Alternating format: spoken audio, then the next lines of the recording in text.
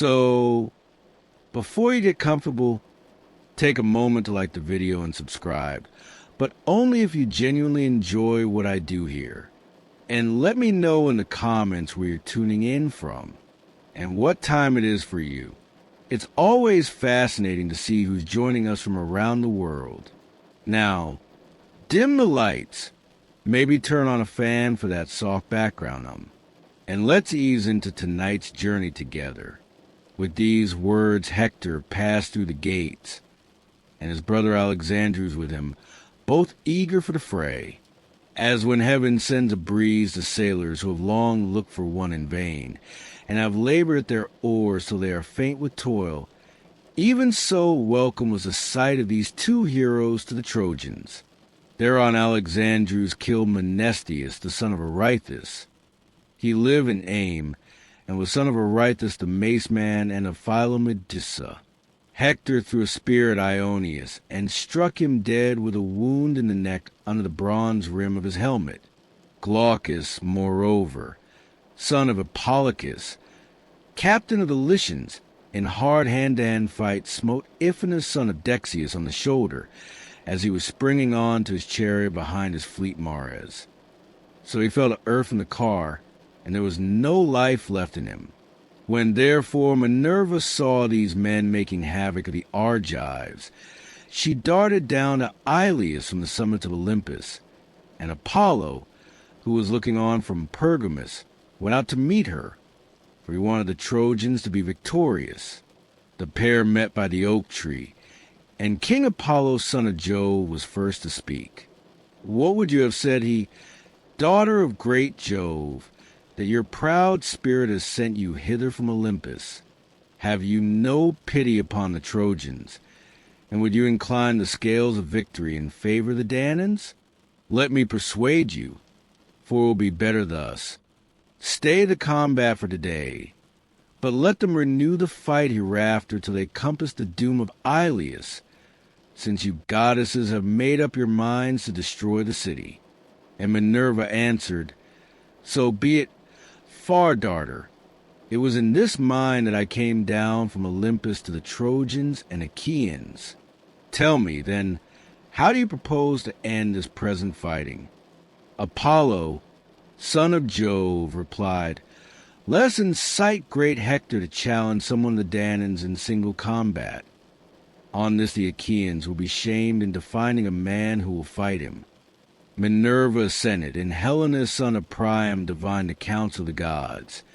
He therefore went up to Hector and said, Hector, son of Priam, peer of gods in council, I am your brother. Let me then persuade you. Bid the other Trojans and Achaeans, all of them, take their seats, and challenge the best man among the Achaeans to meet you in single combat. I have heard the voice of the ever-living gods, and the hour of your doom is not yet come. Hector was glad when he heard this saying, and went among the Trojans, grasping his spear by the middle to hold them back. And they all sat down. Agamemnon also bade the Achaeans be seated. But Minerva and Apollo, in the likeness of vultures, perched on Father Jove's high oak tree, proud of their men, and the ranks sat close range together, bristling with shield and helmet and spear. As when the rising west wind furs the face of the sea, and the waters grow dark beneath it, so sat the companies of Trojans and Achaeans upon the plain. And Hector spoke thus, Hear me, Trojans and Achaeans, that I may speak even as I am minded. Jove on his high throne has brought our oaths and covenants to nothing, and foreshadows ill for both of us, till you either take the towers of Troy, or are yourselves vanquished at your ships. The princes of the Achaeans are here present in the midst of you. Let him, then, that will fight me stand forward as your champion against Hector. Thus I say, and may Jove be witness between us. If your champion slay me, let him strip me of my armor and take it to your ships. But let him send my body home, that the Trojans and their wives may give me my dues of fire when I am dead. In like manner, If Apollo vouchsafe me glory and I slay your champion, I will strip him of his armor and take it to the city of Iliad, where I will hang it in the temple of Apollo. But I will give up his body, that the Achaeans may bury him at their ships, and to build him a mound by the wide waters of the Hellespont.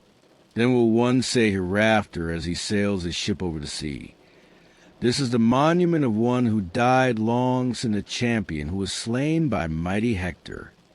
Thus will one say, and my fame shall not be lost. Thus did he speak, but they all held their peace, ashamed to decline the challenge, yet fearing to accept it, till at last Menelaus rose and rebuked them, for he was angry. Alas, he cried, vain braggarts, women forsooth not men. Double-dyed indeed will be the stain upon us if no man of the Danaans will now face Hector. May you be turned every man of you into earth and water, as you sit spiritless and inglorious in your places. I will myself go out against this man, but the upshot of the fight will be from on high in the hands of the immortal gods. With these words he put on his armor, and then, O Menelaus, your life would have come to an end at the hands of Hector, for he was far better man, had not the princes of the Achaeans sprung upon you and checked you. King Agamemnon caught him by the right hand and said, Menelaus, you are mad. A truce to this folly. Be patient in spite of passion. Do not think of fighting a man so much stronger than yourself as Hector son of Priam, who is feared by many another as well as you. Even Achilles, who is far more doughty than you are, shrank from meeting him in battle. Sit down your own people, and the Achaeans will send some other champion to fight Hector, fearless and fond of battle though he be. I ween his knees will bend gladly under him, if he comes out alive from the hurly-burly of this fight. With these words of reasonable counsel, he persuaded his brother, whereon his squires gladly stripped the armor from off his shoulders. Then Nestor rose and spoke. Of a truth, said he, the Achaean land has fallen upon evil times. The old knight Peleus, counselor and orator among the Myrmidons, loved when I was in his house to question me concerning the race and lineage of all the Argives. How would it not grieve him could he hear of them as now quailing before Hector? Many a time would he lift his hands in prayer that his soul might leave his body and go down within the house of Hades. Would, by Father Jove, Minerva, and Apollo, that I were still young and strong as when the Pylians and Arcadians were gathered in fight by the rapid river Celadon under the walls of Phia, and round about the waters of the river Iardanus. The godlike hero Ereuthalion stood forward as their champion, with the armor of King Areithus upon his shoulders, Areithus whom men and women had surnamed the Mace Man, because he fought neither with bow nor spear, but broke the battalions of the foe with his iron mace. Lycurgus killed him, not in fair fight, but by entrapping him in a narrow way where his mace served him in no stead. For Lycurgus was too quick for him, and speared him through the middle. So he fell to earth on his back. Lycurgus then spoiled him of the armor which Mars had given him, and bore it in battle thenceforward. But when he grew old and stayed at home, he gave it to his faithful squire Ereuthalion, who in this same armor challenged the foremost men among us. The others quaked and quailed, but my high spirit bade me fight him, though none other would venture. I was the youngest man of them all, but when I fought him, Minerva vouchsafed me victory. He was the biggest and strongest man that ever I killed, and covered much ground as he lay sprawling upon the earth. Would that I were still young and strong as I then was, for the son of Priam would then soon find one who would face him. But you, foremost among the whole host though you be, have none of you any stomach for fighting Hector. Thus did the old man rebuke them, and forthwith 9 men started to their feet. foremost of all uprose King Agamemnon, and after him brave Dime the son of Tydeus. Next were the 2 Ajaxes, men clothed in valor as with garment, and then Idomeneus, and Merion's his brother in arms. After these Eurypylus son of Euaemon, Thoas the son of Andremon, and Ulysses also rose. Then Nestor knight of Gerene again spoke, saying, Cast lots among you to see who shall be chosen. If he come alive out of this fight, he will have done good service, alike to his own soul and to the Achaeans.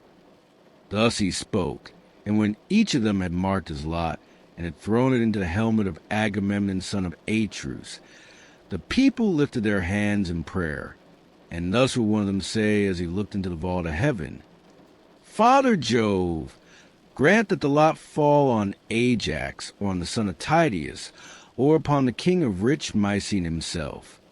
As they were speaking, Nestor knight of Gerene shook the helmet, and from it there fell the very lot which they wanted, the lot of Ajax.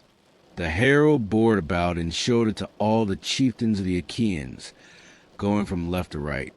But they none of them owned it. When, however, in due course he reached a man who had written upon it, and had put it into the helmet, brave Ajax held out his hand, and the herald gave him the lot. When Ajax saw him mark, he knew it and was glad. He threw it to the ground and said, My friends, the lot is mine, and I rejoice, for I shall vanquish Hector. I will put on my armor.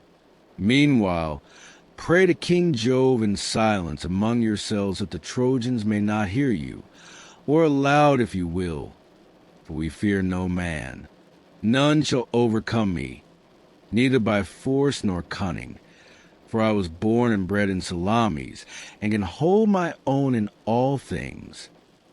With this they fell praying to King Jove the son of Saturn, and thus would one of them say as he looked into the vault of heaven, Father Jove that rulest from Ida, most glorious in power, vouchsafe victory to Ajax, and let him win great glory.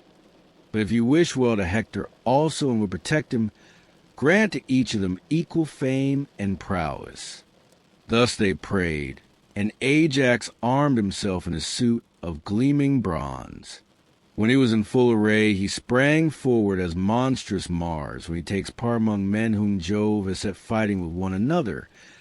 Even so did huge Ajax, bulwark of the Achaeans, spring forward with a grim smile on his face as he brandished his long spear and strode onward. The Argives were elated as they beheld him, but the Trojans trembled in every limb, and the heart even of Hector beat quickly, but he could not now retreat and withdraw into the ranks behind him, for he had been the challenger. Ajax came up bearing his shield in front of him like a wall, a shield of bronze with 7 folds of oxhide, the work of Tychius, who lived in Hyle, and was by far the best worker in leather. He had made it with the hides of 7 full-fed bulls, and over these he had set an 8th layer of bronze.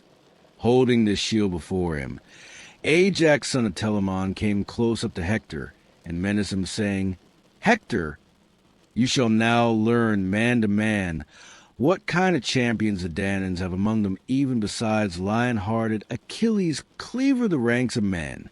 He now abides at the ships in anger with Agamemnon shepherd his people.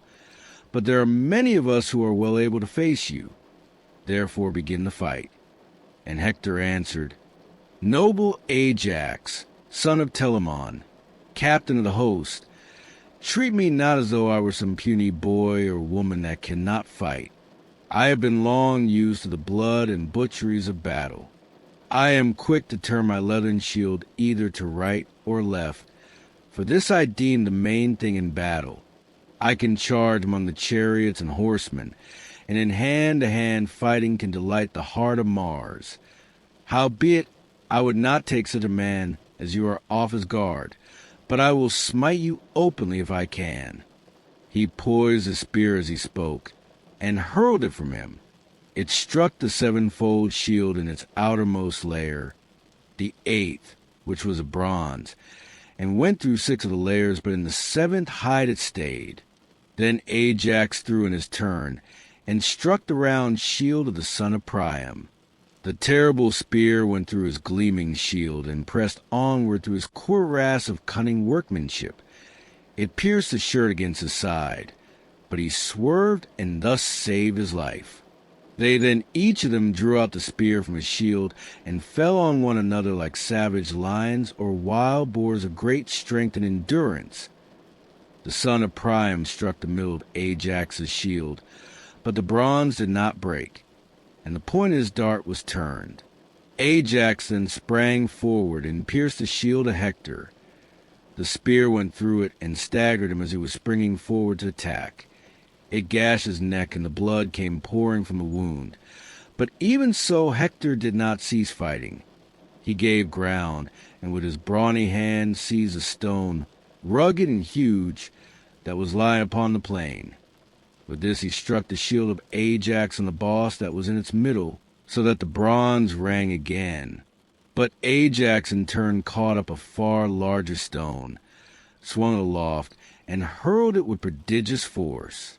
This millstone of a rock broke Hector's shield inwards, and threw him down on his back with the shield, crushing him under it. But Apollo raised him at once.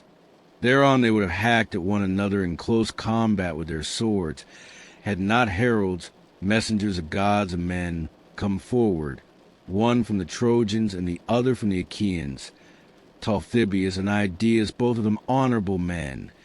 These parted them with their staves, and the good herald Idaeus said, "My sons, fight no longer.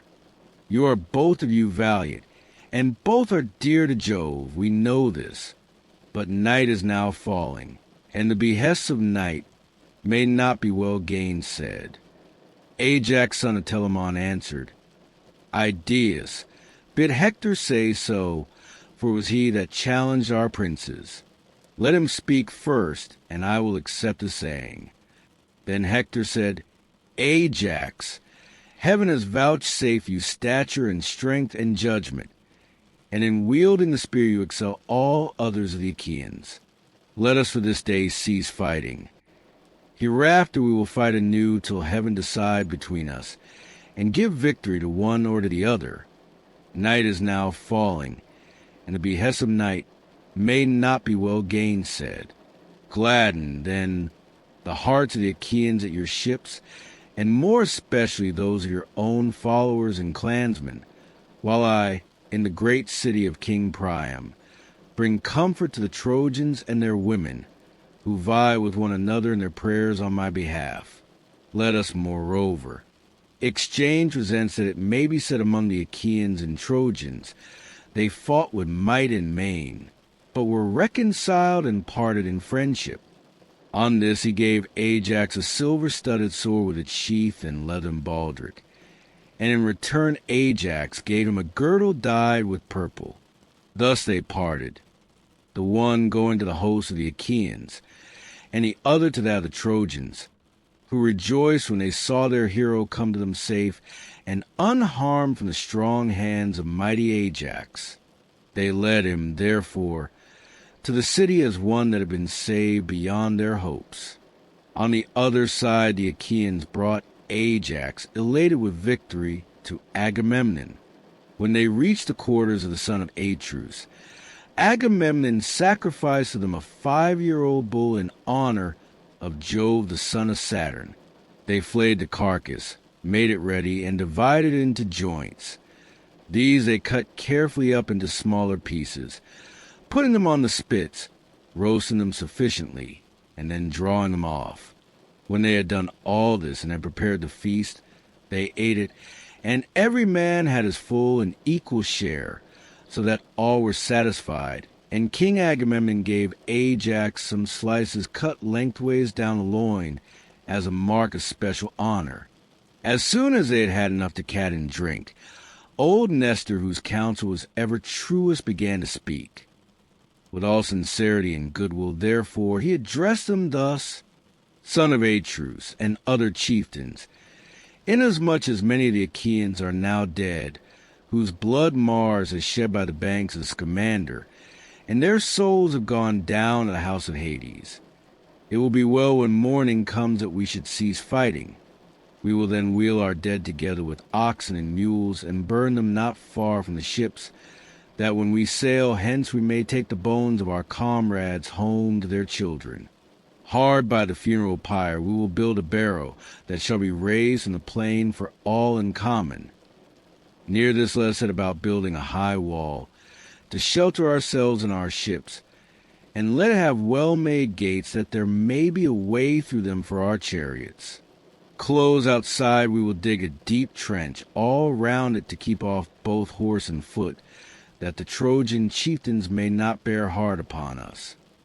Thus he spoke, and the princess shouted in applause. Meanwhile the Trojans held a council, angry and full of discord, on the Acropolis by the gates of King Priam's palace. And wise Antenor spoke. "Hear me," he said, "Trojans, Dardanians, and allies, that I may speak even as I am minded. Let us give up Argive Helen and her wealth to the sons of Atreus, for we are now fighting in violation of our solemn covenants, and shall not prosper till we have done as I say." He then sat down, and Alexandru's husband of lovely Helen rose to speak. "Antenor," said he, "your words are not to my liking. You can find a better saying than this if you will. If, however, you have spoken in good earnest, then indeed has heaven robbed you of your reason. I will speak plainly, and hereby notify to the Trojans that I will not give up the woman, but the wealth that I brought home with her from Argos I will restore, and will add yet further of my own."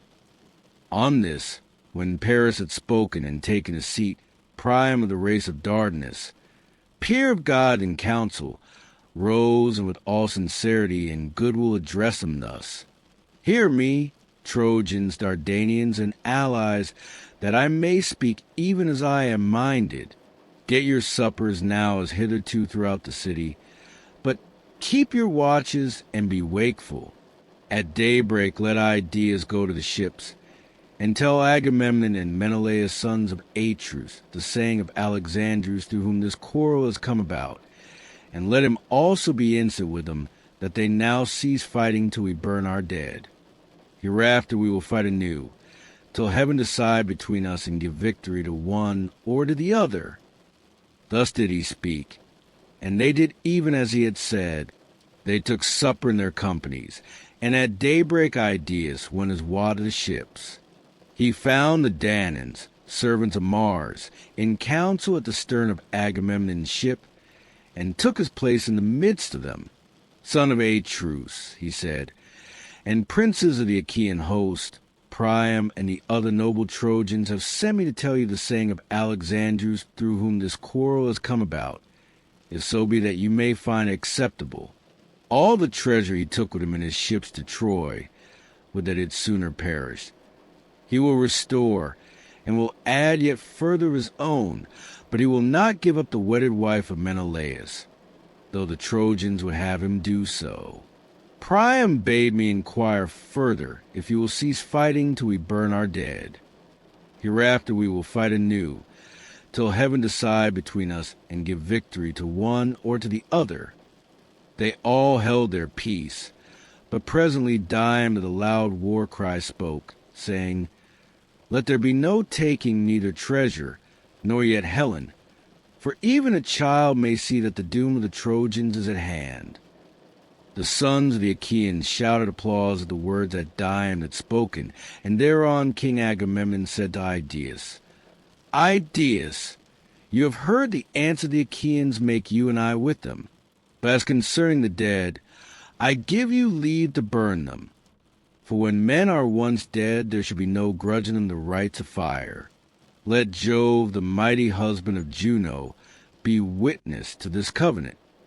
As he spoke, he upheld his scepter in the sight of all the gods, and Idaeus went back to the strong city of Iliad. The Trojans and Dardanians were gathered in council waiting his return. When he came, he stood in their midst and delivered his message. As soon as they heard it, they set about their twofold labor, some to gather the corpses, and others to bring in wood. The Argives, on their part, also hastened from their ships, some to gather the corpses, and others to bring in wood. The sun was beginning to beat upon the fields, fresh risen into a vault of heaven from the slow, still currents of deep Oceanus, when the two armies met. They could hardly recognize their dead, but they washed the clotted gore from off them, shed tears over them, and lifted them upon their wagons. Priam had forbidden the Trojans to wail aloud. So they heaped their dead sadly and silently upon the pyre, and having burned them went back to the city of Iliad. The Achaeans in like manner heaped their dead sadly and silently on the pyre, and having burned them went back to their ships.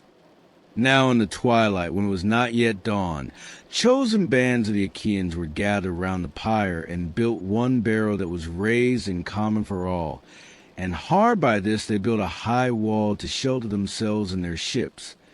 They gave it strong gates that there might be a way through them for their chariots, and close outside it they dug a trench deep and wide, and they planted it within with stakes. Thus did the Achaeans toil, and the gods, seated by the side of Jove, the lord of lightning, marveled at their great work. But Neptune, lord of the earthquake, spoke, saying, Father Jove, what mortal in the whole world will again take the gods into his counsel? See you not how the Achaeans have built a wall about their ships and driven a trench all round it, without offering hecatombs to the gods?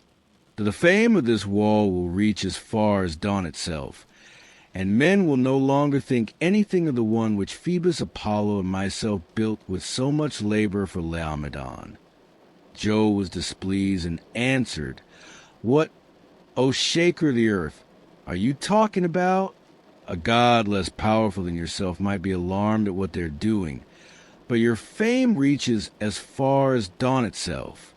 Surely when the Achaeans have gone home with their ships, you can shatter their wall and wring it into the sea. You can cover the beach with sand again, and the great wall of the Achaeans will then be utterly effaced. Thus did they converse, and by sunset the work of the Achaeans was completed. They then slaughtered oxen at their tents and got their supper. Many ships had come with wine from Lemnos, sent by Euneus the son of Jason, born to him by Hypsipyle. The son of Jason freighted them with 10,000 measures of wine, which he sent specially to the sons of Atreus, Agamemnon, and Menelaus. From this supply the Achaeans bought their wine, some with bronze, some with iron, some with hides, some with whole heifers, and some again with captives. They spread a goodly banquet and feasted the whole night through, as also did the Trojans and their allies in the city. But all the time Jove boded them ill and roared with his portentous thunder. Pale fear got hold upon them, and they spilled the wine from their cups on the ground. Nor did any dare drink till they made offerings to the most mighty son of Saturn. Then they laid themselves down to rest, and enjoyed the boon of sleep.